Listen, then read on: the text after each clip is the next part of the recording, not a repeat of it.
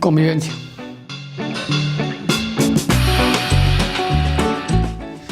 Libertad.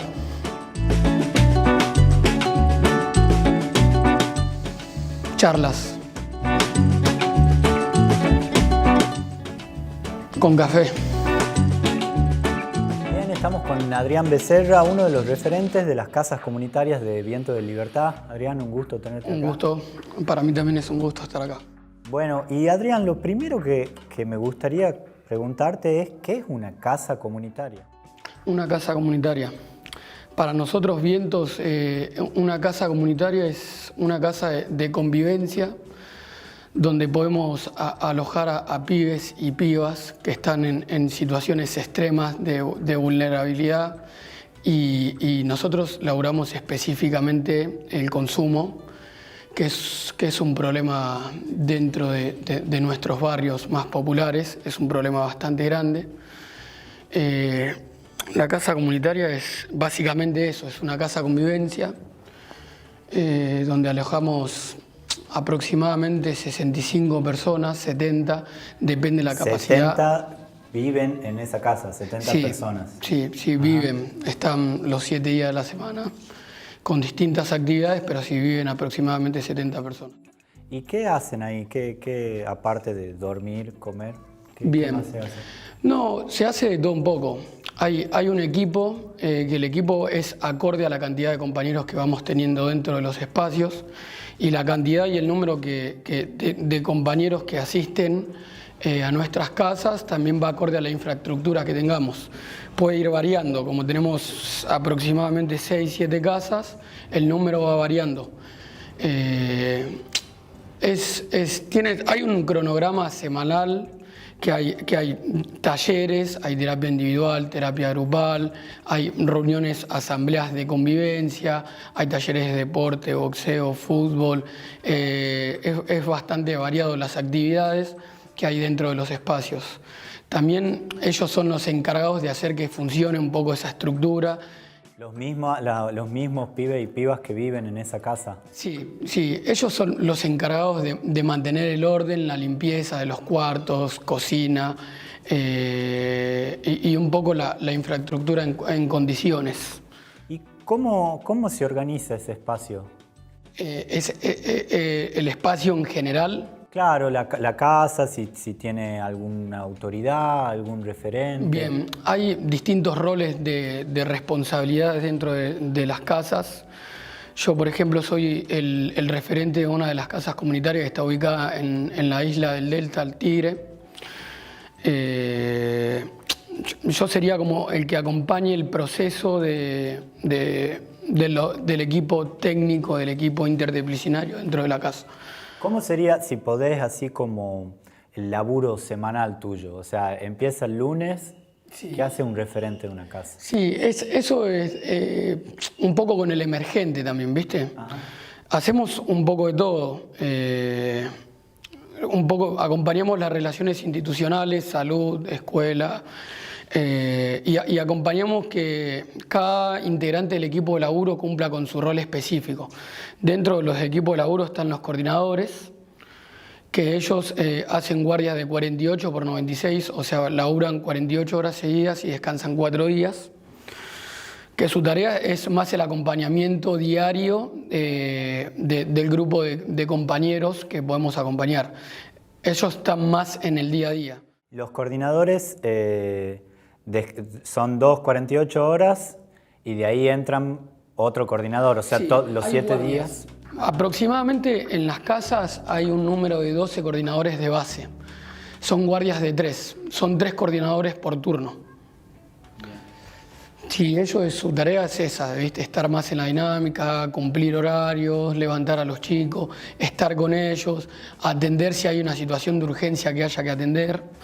Nosotros los referentes tenemos otros horarios, que eso también es medio relativo, porque por ejemplo estamos atendiendo emergentes constantemente. Quizás yo te puedo decir, nuestro franja horario es de 8 o 9 de la mañana a 5 de la tarde, pero después de las 5 de la tarde estamos atendiendo el teléfono, hablando distintas personas que laburan en los espacios y en vientos en general.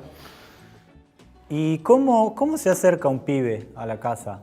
Bien, pueden llegar de muchas maneras. Hoy con contexto pandemia cambió mucho. Tuvimos como que armar un espacio de aislamiento dentro de los mismos dispositivos. Entonces el tema ingreso fue mutando demasiado. Te puedo decir que hace 2 años atrás te llegaba un pibe por el vecino que se enteró, por un pibe que se rehabilitó. Los pibes quizás salían a hacer algún trámite a la calle y se encontraban con algún chico en situación de calle, se lo traían.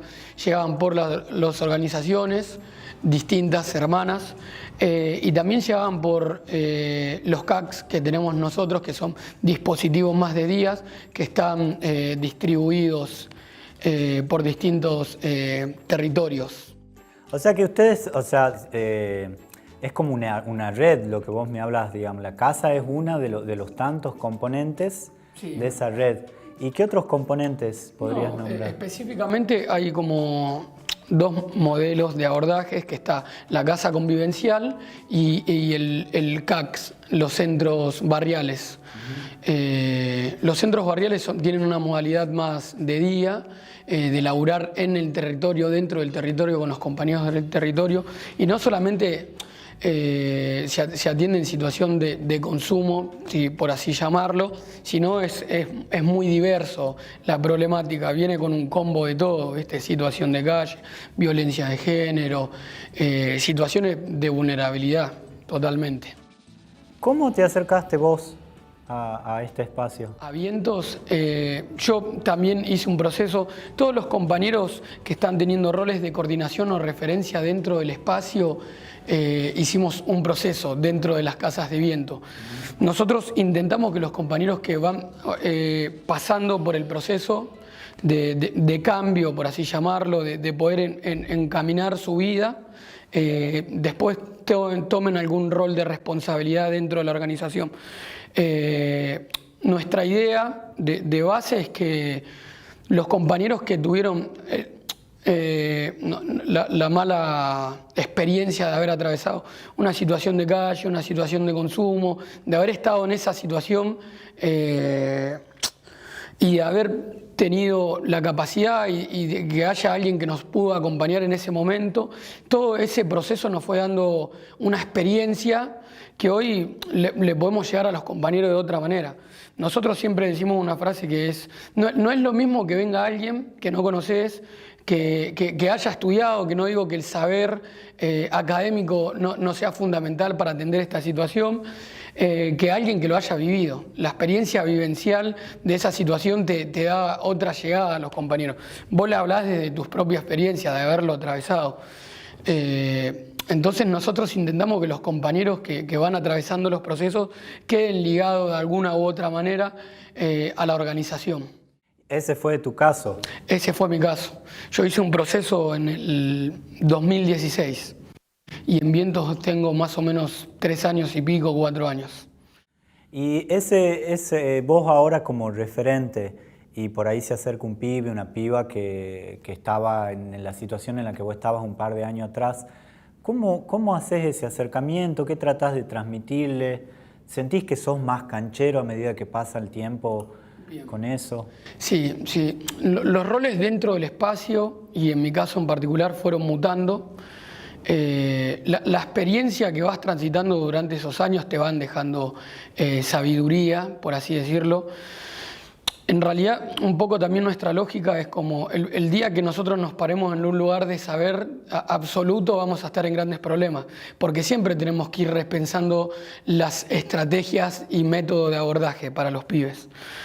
Lo primero que yo recomendaría a la hora de que se acerque un pibe roto a buscar ayuda, el no juicio, el no ser tan moralista a la hora de la escucha y la escucha totalmente. Nosotros, la escucha de los compañeros que asisten a nuestros espacios, que construyen el espacio con nosotros, es muy importante. Nosotros vamos pensando en nuestro método de abordaje a través de la escucha, de la necesidad, de los que ellos nos van trayendo como necesidad para laburar.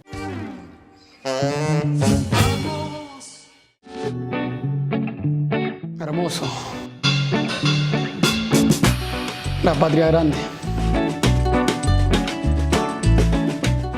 Problemas.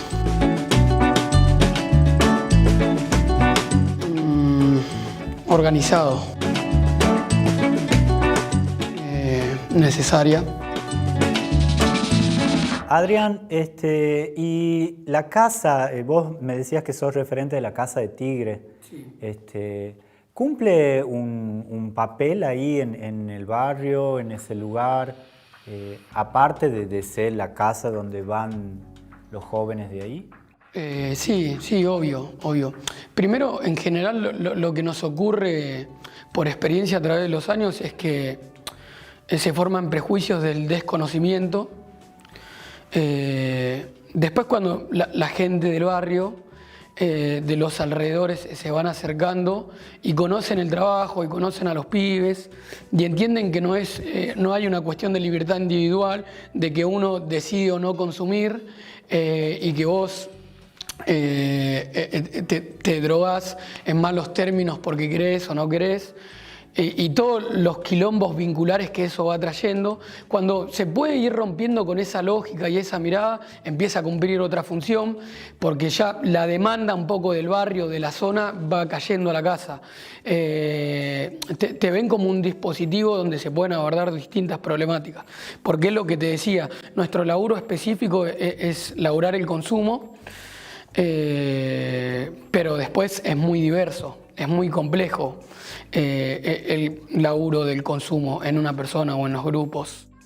Bien, sí, ahí antes de entrar un poco comentaban que ustedes prefieren hablar de consumo y no de adicción. Sí. ¿Por qué eso? Y porque hablar de una adicción está como ligado más a una enfermedad, a una patología. Nosotros hablamos del consumo porque entendemos que en realidad el problema más de fondo es la sociedad del consumo. Nosotros lamentablemente entendemos el consumo como un síntoma de qué. Te doy un ejemplo muy sencillo. Vos nacés en un barrio popular, precario, tus viejos tienen que estar pensando en cómo cubrir las necesidades básicas de tu casa. Ejemplo, la situación de alimentos. Hay un descuido en el medio, no hay tiempo para pensar la paternidad o la violencia ejercida en esa casa, hay conflictos intrafamiliares, vos en cierta parte te criás ahí, no tenés mucho acceso a la escolaridad, no tenés una familia que te pueda acompañar bien de fondo a eso, que te puedan ofrecer alternativas, deporte, salud, escuela, que te puedan ofrecer alternativas que te hagan salir del barrio. Entonces, toda esa problemática que se va generando en el medio, vos salís a la esquina, ves un pibe acá, un pibe allá, el vecino borracho, vas viendo la problemática y si no la tenés dentro de tu casa. La mayoría que llegan de nuestros pibes ya de fondo han fumado paco, para que te hagas una idea, con sus padres, con su familia, situación de calle. Entonces el consumo termina siendo un síntoma de toda esa vulnerabilidad que viven los compañeros. Es interesante lo que decía, es como que como que toda la sociedad consume, pero o sea, lo que se trabaja en esta casa es un consumo particular, sí, de ese barrio, de esa población. Sí. Sí, en realidad sí, estamos en una sociedad consumista y nosotros entendemos el problema desde ahí. Si no, nos quedaría muy chico pensar el problema como esto que te planteaba, como es el problema de consumo de determinada persona, y entonces ahí caemos en la responsabilidad individual o no de esa persona directamente, y entendemos que es un problema más colectivo, más social. La mayoría de nuestros compañeros llegan con esta carga o culpa de que como si fuese una responsabilidad totalitariamente de ellos. Y es un problema, porque en realidad termina siendo un síntoma de toda esa vivencia que vas teniendo alrededor. ¿Qué objetivos se plantean ustedes como casa para sus egresados? Si existe la palabra egresado, pero... Sí. Nosotros con esta palabra egresados entendemos que los procesos hay que darles continuidad. El objetivo primario de la casa es iniciar procesos. Vos dentro de la casa acompañás el inicio de procesos, el inicio de preguntas. Nosotros entendemos como las decisiones, cuando vos decidís cuando podés cuestionar lo que vas a elegir. Entendemos que muchos de los nuestros no tuvieron la posibilidad de cuestionar lo que iban a elegir. Nosotros entonces iniciamos procesos de cuestionamientos, de por qué llegué a este punto, por qué estoy haciendo algo que me hace daño, cuál fue el conflicto, cuál fue el recorrido. Nuestro horizonte, por así decirlo, es iniciar procesos de preguntas y después poder ofrecer alternativas para darles continuidad a ese proceso. Nosotros, por más que nos sentemos a pensar en cómo laburar la situación vincular, la situación de consumo en una persona o en el colectivo que tenemos dentro de la casa, tenemos que pensar después alternativas para ofrecerle, porque ese pibe va a salir a una sociedad que vos necesitas un mínimo ingreso para subsistir, vos necesitas pensar en cómo ejercer la paternidad, necesitas saber de fondo cuáles son tus derechos y cuáles tenés que acceder para instruirte medianamente para convivir. Entonces iniciamos procesos también pensando en cómo darle continuidad a la hora que por lo menos dentro de la casa termine el proceso de convivencia. Después el proceso afuera de inserción a la sociedad, de inserción al barrio, de inserción, hay que pensarlo desde otro lugar. Pero el objetivo nuestro, por lo menos, es generar un mínimo cambio en las vidas de esos compañeros que vienen. Uno de los problemas por ahí que se presenta desde otro modelo de las casas para consumo problemático es qué pasa después con aquellos jóvenes. ¿Hay un tipo de organización de ustedes con respecto a eso? Sí. Está en proceso de construcción y constantemente, pero sí, la idea, como nosotros tenemos la posibilidad de tener 2 dispositivos y divididos en el territorio a nivel nacional, la idea sería que los compañeros mínimamente se puedan ir con algo garantizado, un ingreso garantizado, un potenciar trabajo, un potenciar acompañamiento y que por ese ingreso que tengan garantizado puedan acoplarse o a alguna unidad productiva del mismo movimiento o que puedan tomar algún rol o tarea dentro de algunos de nuestros dispositivos. Sí o sí se intenta que queden ligados ya para darle continuidad a su espacio terapéutico dentro del dispositivo, pero después hay que pensar más la pata laboral dentro de ese proceso de inserción. Comentabas esto de la organización que ustedes están nucleados en el MTE y dentro de la UTEP. Nosotros somos como la rama de salud dentro del MTE. Y a ustedes insertarse dentro de una organización más grande, ¿cómo favorece o cómo impacta en el trabajo de ustedes? Bien, favoreció mucho.